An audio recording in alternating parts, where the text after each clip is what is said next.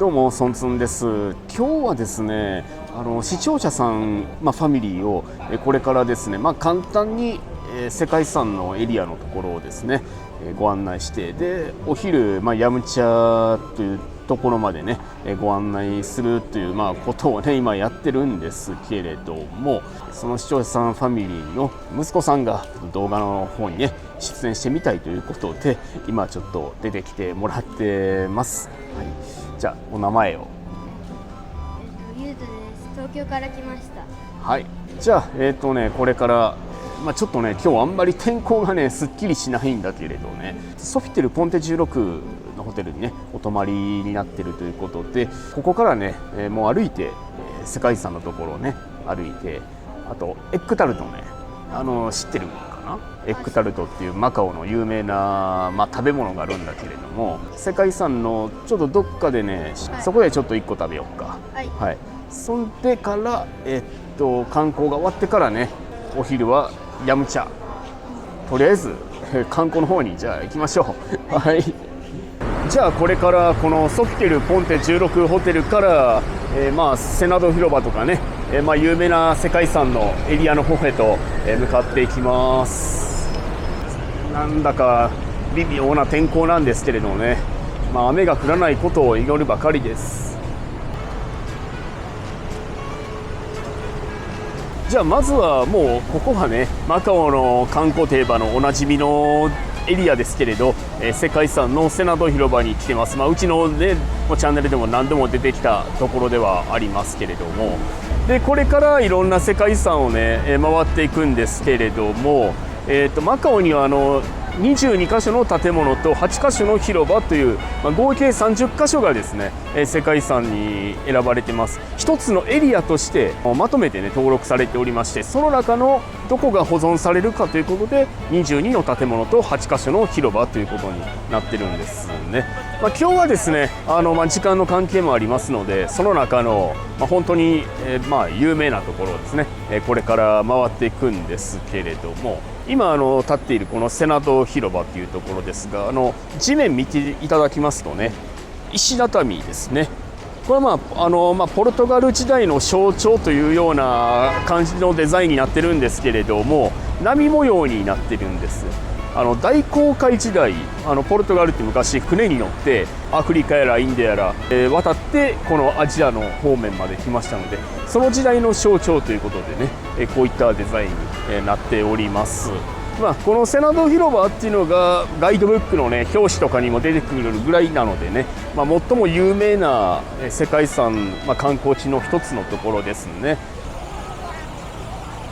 でセナド広場の噴水の周りにですね、今ハスの花があるんですけれども、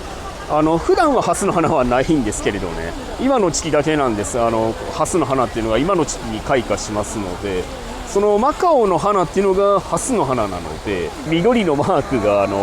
マカオの特別区のマークなんですけれど、デザインがハスなんですね。はい、これはいということで、マカオの代表の花ということでハスなんですよ。はい、じゃあセナド広場から他の世界遺産のところもね見ていきましょう。この辺りはですね、以前過去動画でも紹介したことあるんですけれども、これねまっすぐ行くと市場になっててね、市場の上にフードコートがねあるんですけれども、過去動画概要欄の方に出しておきますので、最近はマカオちいかわがね結構人気なんですね。なんかマクドナルドでもそのちいかわ限定バーガーみたいなのがね最近あるんですけれどもね、すごい流行ってるんですよね、ちいかわがね。今夏休み？まだ夏休みになってないんですけど、早めの夏休み。早めの夏休み。お土産ね。可愛い。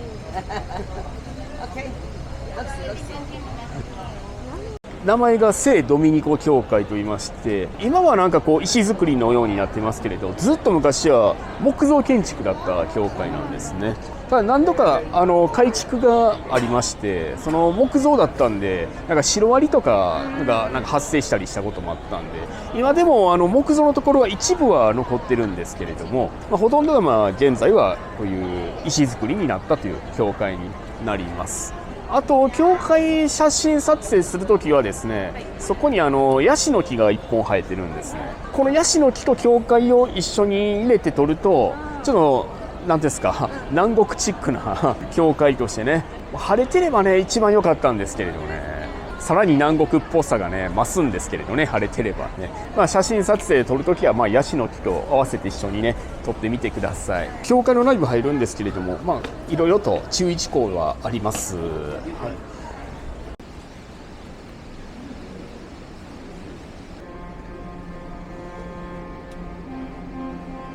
い、じゃあこれからセントポール天使堂跡の方へ向かっていきます。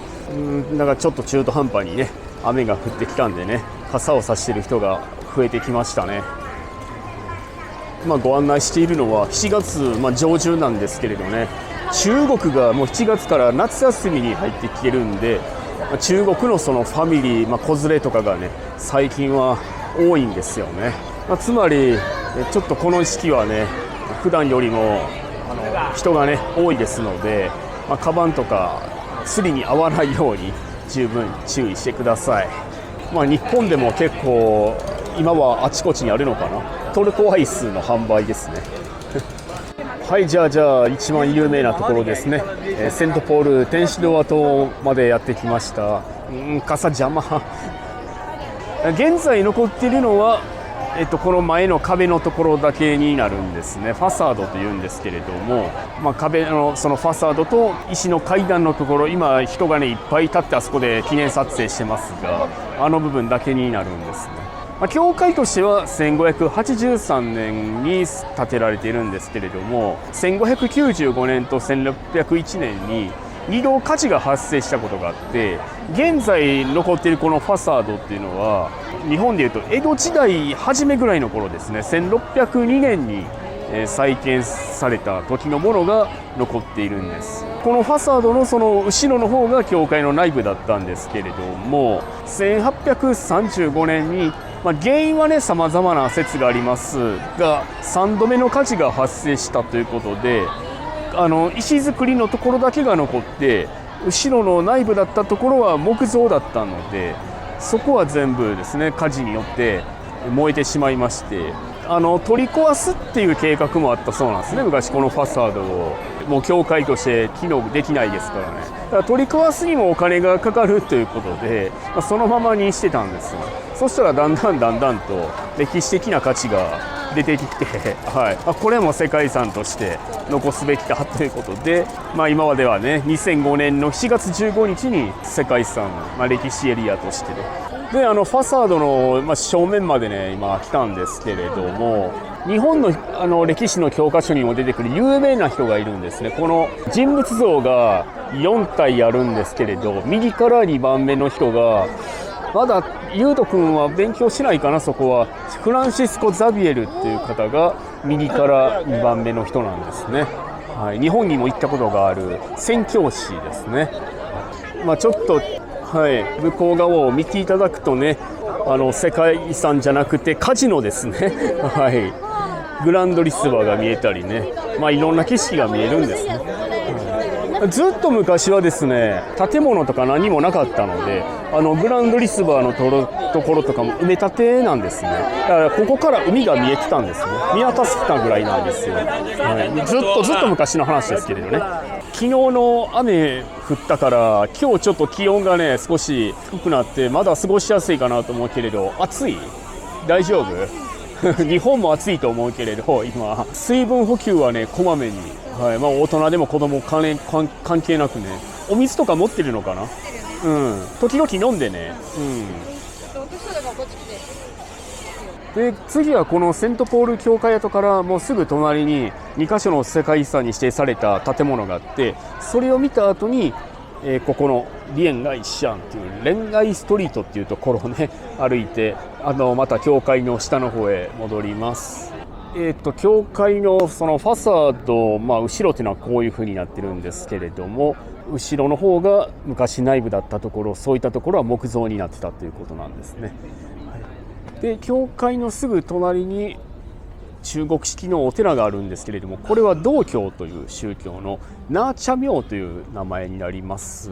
1888年に建てられた、ナーチャという子どもの守り神ですね。簡単に言うとこのナーチャ廟も世界遺産に指定されてるんですね。歴史エリアという、登録になってるんですけれども、今はファサードしか残ってないんですが、教会がありで別の宗教の建物がありという、こういったところがですね、なかなか世界的に見ても珍しいという東西文化の共存と融合っていうのがテーマになってね、世界遺産になっています。あともう一つ、お寺のすぐ隣ですね、この古い壁がね残ってるんですけれども、今残ってるのはここの一部だけになるんですけれども、旧城壁と言われています。でこの旧城壁、昔はですね、マカオの結構広範囲にわたってこういった壁があったということで、ポルトガル人が居住していたエリアっていうのは主にこういった壁で囲まれていて、防護対策としての壁ということですね。じゃあこちらはセントポール教会のもうすぐ横にあるこのリエン・アイ・シアン、恋愛ストリートというですね、最近は映えスポットになっているという非常に人気のある観光スポットのところになります。この辺りからお花を入れて撮っていただくとね、セントポール教会も左のピンク色っぽい映える建物とかもね映るんで、ぜひ真似してこういった角度から撮影してみてください。でこちらのお店、セントポール教会のもすぐ隣にあるんですけれども、以前にもね動画で紹介したことは1回あったんです。バムっていうですねエッグタルトも売っているお店、この中はエッグタルトだけじゃなくてお土産とかも販売してるんですけれど、動画で紹介してね、結構それを見た視聴者さんが結構お店に行ってね食べられたというふうには聞いておりますけれども、これからねユウド君にもエッグタルトを食べてもらおうかなと思います。じゃあ中入りましょう。じゃあエッグタルトですね。はい、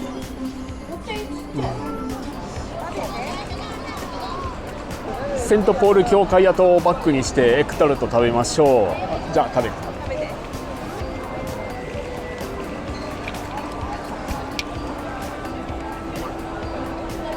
どうかな、お味は。美味しい、ちょっとねこのエッグタルト甘さ控えめなんで大人向けのエッグタルトかもしれないけれどね、ただマカオいろんなところにエッグタルトを売ってるから、ぜひマカオ滞在中に食べ比べしてみてください。じゃあお昼はこちらのヤムチャになります。以前にもね、視聴者さんが出てくれた回でね動画にしたことがあったんですけれども、ソエユエンジュジャというお店のヤムチャです。テーブルにまずついて、最初にお茶何にするか聞かれるんで、何もね、なければいつもこのプーアル茶にしているんですけれども、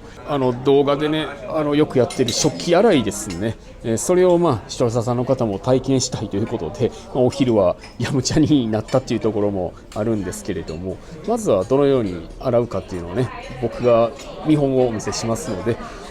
皆さんもそれについてやっていただければなと思います。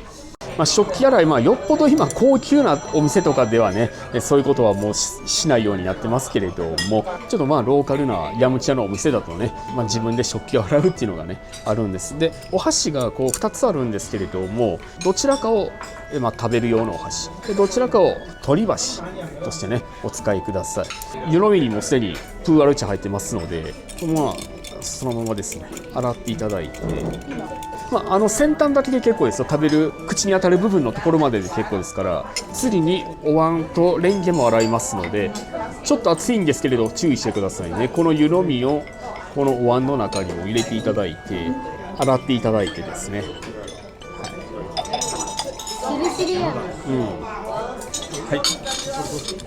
でレンゲも洗っていただきます。このままプーアル茶、これはもう飲まないですので、この容器に捨ててください。皆さんもこれに捨ててください。で洗い終わりましたら、もう一度プーアル茶を注いでいただいて、これに関してはもう飲んでいただいて結構です。じゃあゆうとくんも食器洗おうか。まずじゃあお箸、その先っちょのところだけでいいからね、このちょんちょんちょんと洗って、もう軽くでいいよ、で熱いけれどもこの湯飲みこっち全部注いでもらって、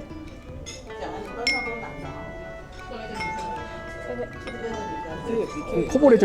も大丈夫だから、この湯飲みを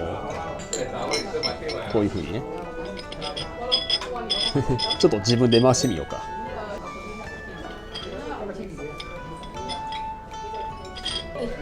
いいよ、もうそれで。で湯飲みちょっと熱いけれども取ってもらって、そこ置いて、レンゲもねちょっと軽く、はいはい、もうそれで大丈夫。はいはい、OK で食器全部洗い終わりました。湯飲みと、そしてこちらのお椀のやつと、そしてこの平らなお皿がねあるんですけれども、お椀とお皿ちょっと使い方があるんですね。食べるものを入れるのはこっちのお椀の方なんですよ。でこの平らなお皿の方は食べれないものを置く、ゴミを置くお皿なんですね。例えばまんじゅうとかの下の紙とかついてるじゃないですか。あと肉の骨とか魚の骨とか、そういったものをこっちの平らな方に置くんですね。食べるものは全部このお椀に入れるようにしてください。メニューの方はもうほとんどの点心にこう写真付きになってるんで、ヤムチャ初めての方でもはい、分かりやすいかなと思います。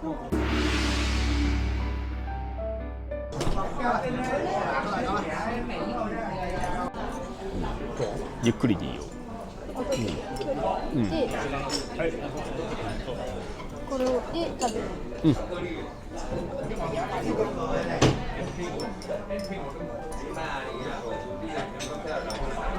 どうかな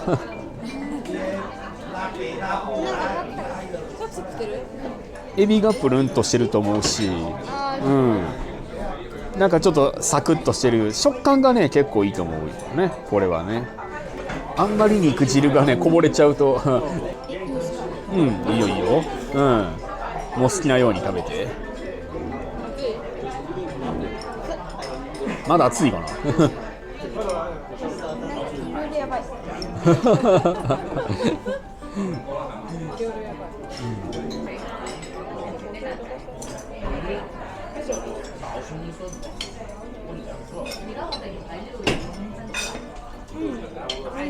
美味しい。ごま団子の中ちょっとこれ変わってるやつだな。なんかカスタードですね、きっとこれ、じゃあいろいろ食べたけれど何が一番美味しかった？この中で。やっぱりなんか赤いやつかな。あの赤いやつね、ライスクレープのやつね、あれはね結構日本の人みんな好きみたいで、以前に動画でね紹介したことがあったんだけれども、結構天津評判がいいみたいね、日本の人にも。はい、じゃあこんな感じでね、今回は、視聴者さん一家を世界遺産のエリアの観光と、あとヤムチャランチということで、ご案内させていただきましたけれども、こういったねご案内いつでも承っておりますので、またガイド依頼等ですね、いつでもご連絡ください。で、動画の中に出演してみたいという方、過去にもね、何名かの方からご依頼いただきましてありましたけれども、そちらの方もちょっと有料ではあるんですけれど、そういったのもですね受けておりますので、インスタとか X の DM でね、もしくは Gmail の方で、DM いただければなと思います。じゃあどうだった今日の旅行は楽しかったです。楽しかったですか？はい、よかったよかった。エッグタルトいろんなのがあるんでね、今日の午後とそれから明日もあるからいろいろ回ってね、いろんなものを食べて日本に帰ってください。はい、じゃあ今日は出演ありがとうね。はい、じゃあ今日はここまでということにしておきますので、ご視聴どうもありがとうございました。チャンネル登録をして一緒にマカオのお散歩へ出かけましょう。じゃあバイバイ。バイバイ。